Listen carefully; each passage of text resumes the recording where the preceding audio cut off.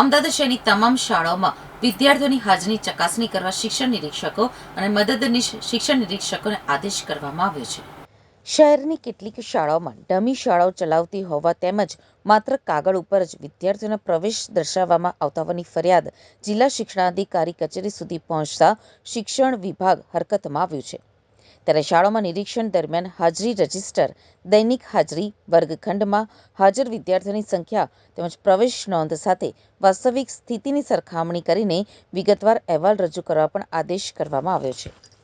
કેટલીક શાળાઓમાં બોર્ડની પરીક્ષા અથવા અન્ય કોઈ કારણોસર વિદ્યાર્થીઓ માત્ર નામમાત્ર પ્રવેશ લઈને અન્યત્ર અભ્યાસ કરતા હોવાની ફરિયાદો પણ મળી હતી.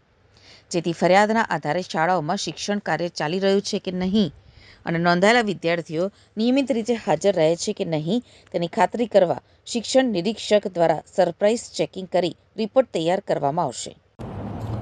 દર વર્ષની જેમ જ્યારે શૈક્ષણિક સત્ર શરૂ થાય ત્યારે ખાસ કરીને તમામ શાળાઓમાં શિક્ષણ નિરીક્ષક, મદદનીશ શિક્ષણ નિરીક્ષક દ્વારા, ફિલ્ડ સ્ટાફ દ્વારા સમયાંતરે તમામ શાળાઓમાં ચકાસણી થાય.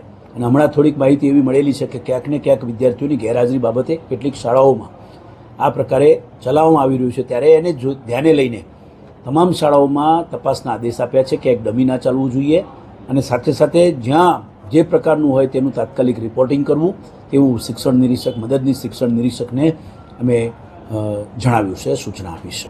સાથે સાથે તમામ શાળાઓને પણ આ બાબતે જણાવ્યું છે કે કોઈપણ જગ્યાએ વિદ્યાર્થીઓની ગેરહાજરી બાબતે પૂરતી તકેદારી રાખવી, વિદ્યાર્થીઓના વાલીઓ સાથેનો સંપર્ક કરવો અને ડમીનું કોઈપણ પ્રકારનું દૂષણ ન ચાલે તેના માટેના તમામ પ્રકારના પ્રયત્નો કરવા.